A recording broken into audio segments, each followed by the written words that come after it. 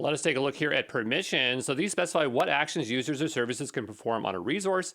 So here on the left-hand side, we have a role, and see the one that's highlighted in red? That is a single permission that you could apply. Permissions correspond one-to-one with REST API methods most of the time, meaning permissions directly map to actions you can perform using REST API requests for Google Cloud Services.